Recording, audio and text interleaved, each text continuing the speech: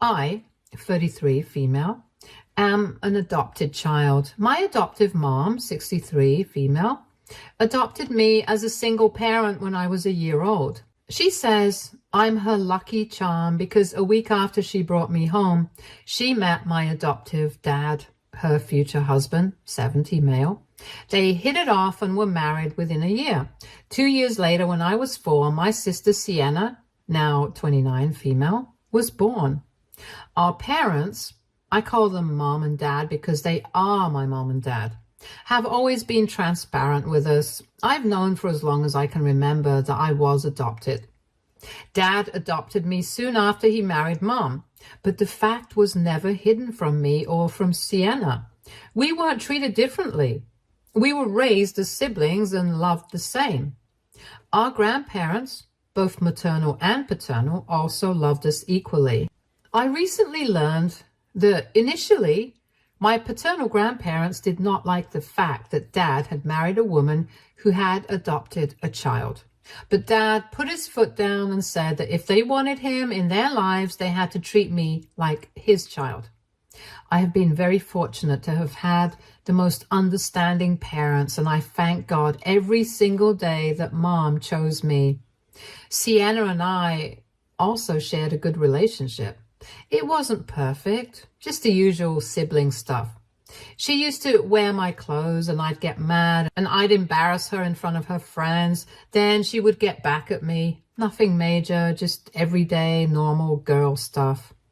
We never had an issue big enough to create any resentment. There were no stupid tales of stealing boyfriends or favoritism, which is exactly why what she did ended up being a huge shock to me. I got married 2 weeks ago to my husband, Lucas, 34, male. I feel so weird and giddy calling him that, but I digress. The issue happened 2 weeks before the wedding, roughly a month ago. My nonna, maternal grandma, told me that she had something to give me. It was a beautiful emerald necklace that she said had been part of the family for generations. Her nonna had worn it, and since then it had been passed down in the family. She told me she wanted me to keep it. It isn't a huge set or anything extravagant, but it holds a lot of sentimental value. I was overjoyed at receiving it, and though Nonna said it might not go with my wedding dress, I told her that it would be my honor to wear it. Ever since we were young, Nonna used to tell both Sienna and me that she had something to give us when we were older and married. We would joke with her, asking whether we would still get this gift if we didn't get married. That used to rub her the wrong way, and Sienna and I loved getting a rise out of her. She would play along because she knew we were just being silly. She had told us when we were kids that the first girl in the family to get married would get the gift, and that it was very special. We had never known what it was, but we figured out it was some kind of heirloom. So when the time actually came and she handed over the necklace to me, I just felt so happy and overwhelmed. It was a very heartwarming moment for everyone, and my mom and dad were crying. Even Sienna had tears in her eyes, which I thought were happy tears, but I guess I was really wrong. I had no idea what was going on in her mind, or that my parents knew she was hurt about all this. I learned after the wedding and after she had staged such a horrid prank on me that it ultimately kind of broke the family. She was my maid of honor, obviously. I do have a couple of close friends who were my bridesmaids, but I trusted Sienna with maid of honor duties. She has always been a responsible person, so I knew I could count on her. She's my sister, and she's also meticulous, so she was the obvious choice for this. One of my bridesmaids, June, came to me a week before the wedding and told me that Sienna was planning something.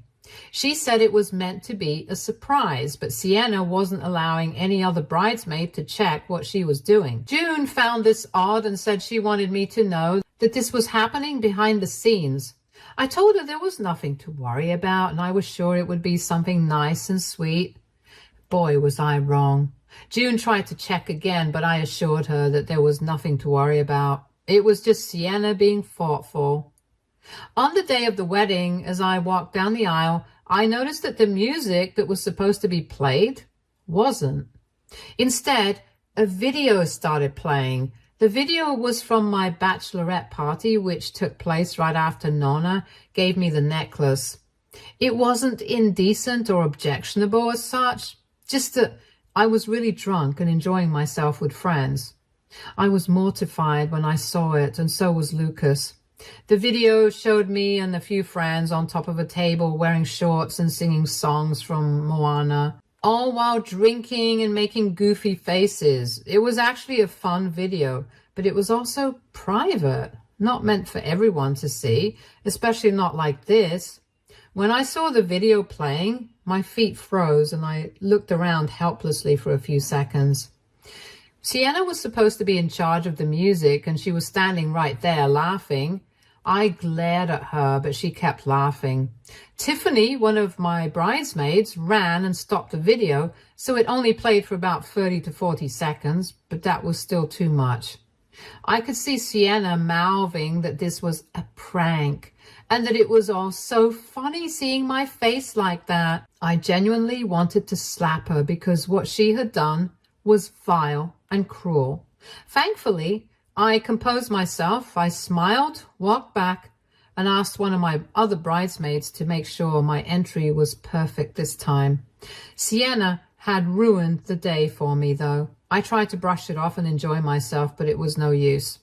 I had tears in my eyes and wanted to run away, but I held my head high and went through with the ceremony. The guests were awkward too, and the entire vibe of the wedding was ruined. The rest of the event went smoothly, and I asked June to tell Sienna that she was no longer going to handle anything and that I wanted her seated. She tried to throw a tantrum saying, "I never knew Amelia," me, was such a prude. I swear she doesn't know how to take a joke. But thankfully, my other bridesmaids handled her. Dad also came up to me and said he had given Sienna a stern talking to and that he would deal with her after the wedding, so I shouldn't worry about it. I knew she would be reprimanded, but that didn't matter anymore because she had ruined my big day, all for a stupid prank, which she honestly should have known wasn't funny. It was only later that I found out it wasn't a prank. She had actually bad intentions, which made what she did even more unforgivable. A week after the wedding, Mom, Dad, Sienna came to the house unannounced. Lucas was furious when he saw Sienna. He had made it clear on the wedding day itself that he didn't want her inside our house ever again, and that if it were up to him, he'd make sure I cut contact with her for what she did. Mom and Dad apologized for bringing her along and said we needed to hear what she had to say from her own mouth, and then I could decide what to do. I hadn't spoken to Sienna since the wedding, and it was very uncomfortable, but I wanted closure. She shuffled her feet and hesitated, and I honestly thought she had come to apologize for the prank and was embarrassed by what she'd done. Had that been the case, I know I would have forgiven her. But it was much, much worse. Dad was furious, and it was ultimately he who coaxed, or rather hounded, Sienna into finally telling me the truth. She said she hated that Nonna had given the necklace to me and was hoping she would get it instead. It felt strange. I mean, that was no reason, especially since we share jewelry all the time. I told her if she had such a problem with me getting the necklace, she could have just told me and I wouldn't have worn it at the wedding. I assumed she wanted to wear it for her wedding, whenever that may happen, and now she couldn't because I had already worn it. She said no, that wasn't the issue. I reminded her we've always shared jewelry, so I didn't understand why this necklace was suddenly such a big deal. I was even more shocked because everyone in the family knows that the necklace goes either to the first daughter of the family or the one who gets married first. And in this case, both of these were me. So there was really no reason Nonna wouldn't have given it to me. And it's not as if this was a secret. We've always known about the necklace. So her sudden issue with it didn't make sense. I asked her why this was such a big issue that she reacted so vindictively without even talking to me. I told her that if her intent was genuinely malicious, then I had nothing more to say to her. She stayed quiet, but Mom nudged her and she burst out crying. What she said next completely broke my heart. She said that the necklace was meant for the first-born daughter of the family. I looked at her, genuinely not understanding how that was different, and she emphasized that it was for the first-born daughter, meaning her. I never thought I'd have to hear something like that. She then started spewing so much hatred that I had to literally push her out of the house. She said I wasn't even a real child of Mom and Dad's, yet I received all the love. It was as if I was the first kid of the family, when technically, according to her, I wasn't. She was, because of biology. I reminded her that neither Mom nor Dad ever treated me like I was adopted or different, and neither had Nona. So why would they act differently now? She said she didn't care if they hadn't treated me differently. They should have. She went ballistic, and I told her if she genuinely felt I wasn't part of the family, then she had no right to be inside my house.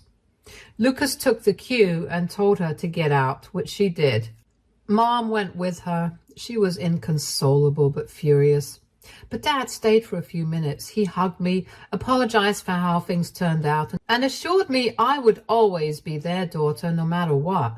He said he wanted me to hear this from Sienna's mouth because otherwise I wouldn't have believed them. He was right. I wouldn't have. I was crying by then, and he said he would call soon to check in. He left, and since then I felt numb. I can't believe my own sister. That's just how I think of her. Would think this of me. She's the same girl I changed diapers for. The same girl I've shared all my makeup and clothes with. The same girl who made me read her diary and who came to me whenever something was wrong. I don't know what happened, and I can't help but wonder what led her to behave this way. Edit. Dad just called. He said that Mom and he decided to disown Sienna because in hindsight, while they could forgive her for what she did, they could never forgive her for what she felt. They said they tried asking her if she ever felt any favoritism toward me from their side, but she said no. They kept asking why she felt this way, but she had no answer. Apparently there was a big fight, and that was the last straw for Mom and Dad, so they've completely cut her off. He warned me to be cautious since she might go unhinged on social media and advised me not to let it get to me. I told them I would block her because I don't have the energy to deal with her drama. I don't know what's happened. I never thought something like this would occur, but here we are. Update 1. It has been a month since I last spoke to Sienna. My parents have gone no contact with her, as have I. She hasn't tried reaching out to me, which honestly hurts. I thought that maybe after a few days she would come back and try to sort things out, but she hasn't. So it seemed pretty final that this was set in stone. She hadn't apologized, and it had been a long time, so I never thought she would text or call me. I used to keep seeing her post quotes and stuff on Instagram. Her account is public, and I use a fake account. Many of them seemed like personal jibes, which hurt me more. But Lucas realized they were getting to me, and he made me stop looking at her. That was that.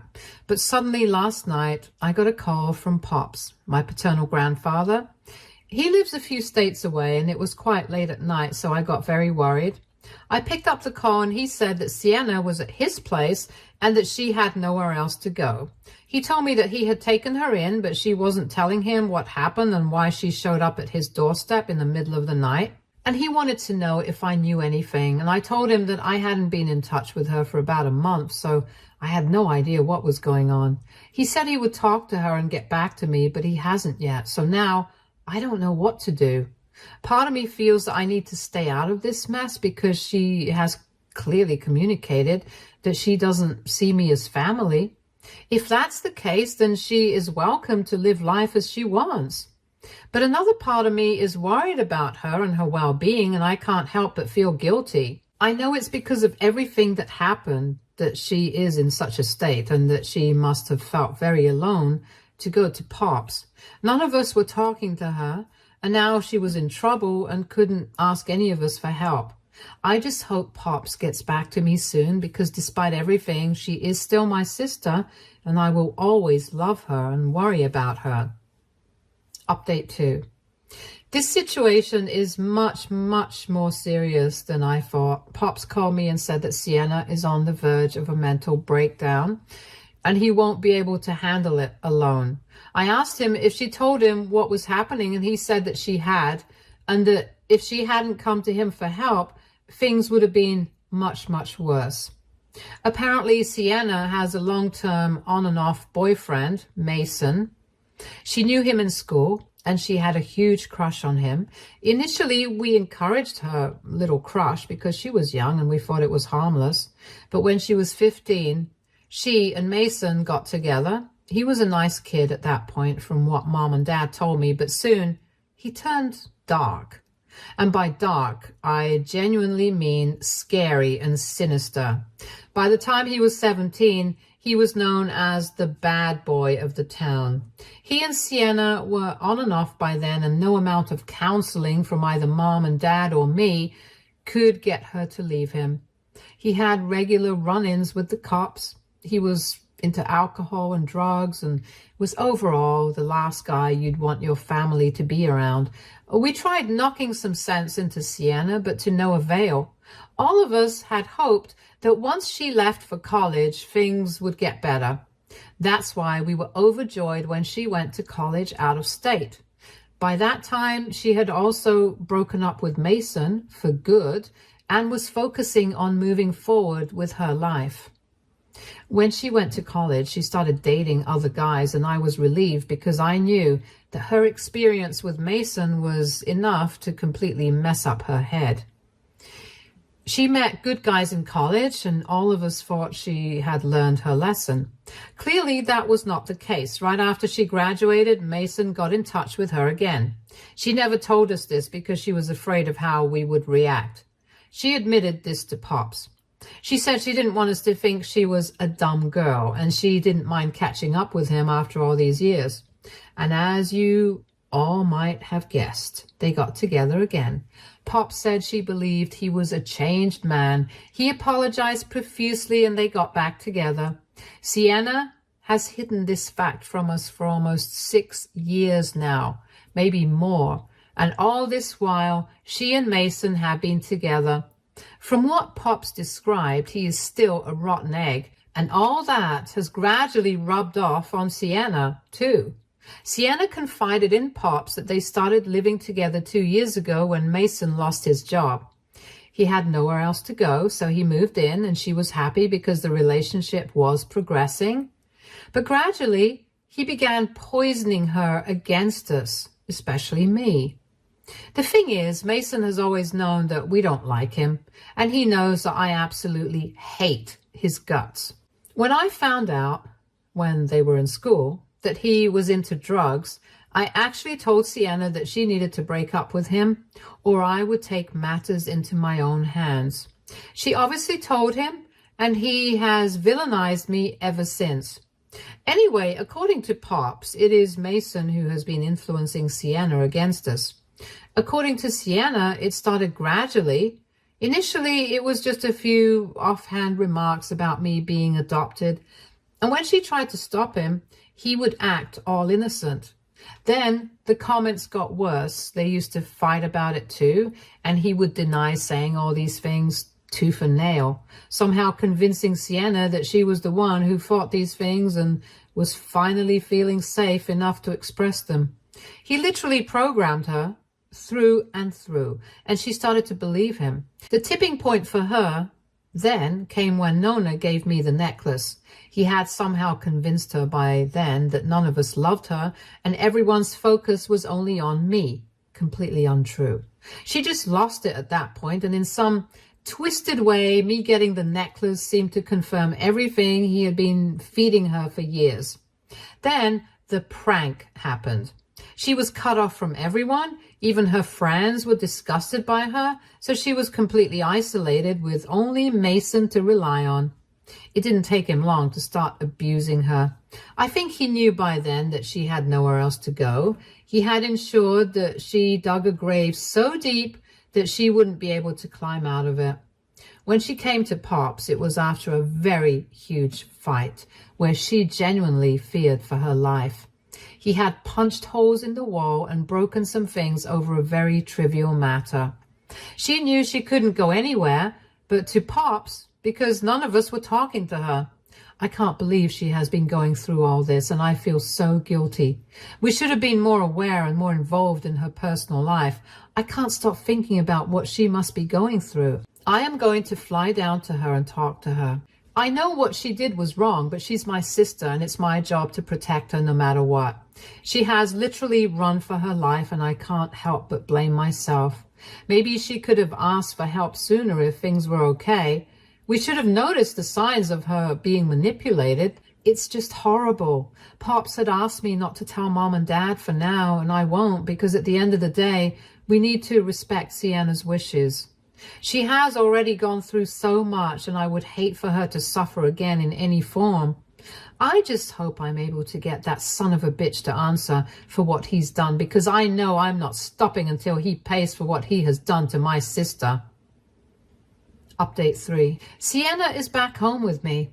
I told Lucas everything, and he was very supportive. Even though he's a little miffed with Sienna, he knows better than to bring it up right now. She has been crying and apologizing profusely. She knows Mason has messed with her head, but she also says that doesn't absolve her of responsibility. It's heartbreaking to see her this way. I have asked her to get into therapy because I went through every single comment you all made. And what Pops described and what she said align exactly with what you all pointed out. These are clear signs of narcissistic abuse, and she needs professional help to come out of this rut. I feel just so sad about the entire situation. She says she's still not ready to tell Mom and Dad, and I don't want to push her into doing anything she doesn't feel comfortable with. On the Mason front, we filed a police complaint. The lease of the house is in Sienna's name, but there's evidence that Mason was the one who caused the damage, so he's liable for it.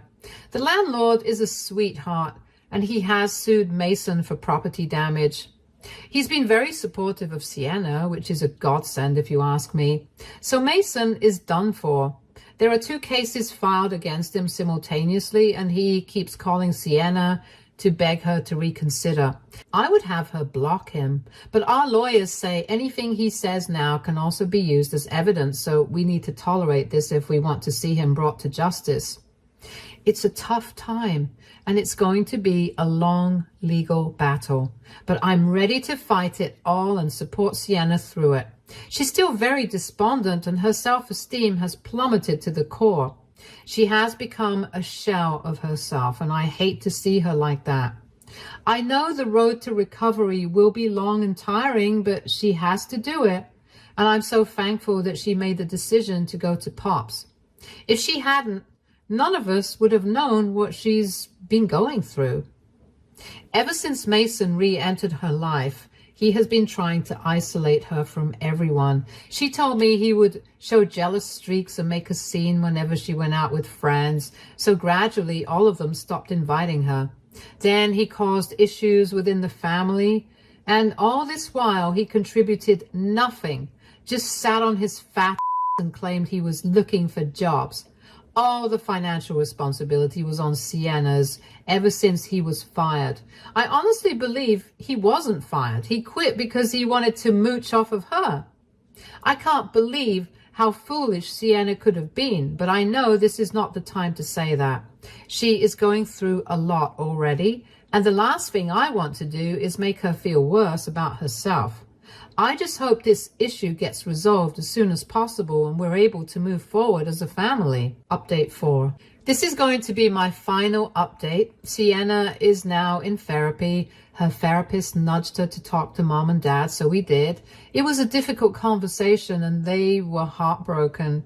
I have never seen Dad more livid.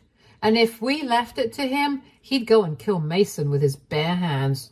The case is still ongoing in court, but we have a very good chance of winning. The landlord has been brutal with Mason and has a shark for a lawyer. So it's going to be very difficult for Mason to wriggle his way out of this one. The damages amount to thousands and thousands of dollars, and his broke doesn't have a penny to his name. Sienna was able to get a restraining order against him. Not that it's going to stop him, but still. She seems better, but she's not completely fine and won't be for a long time.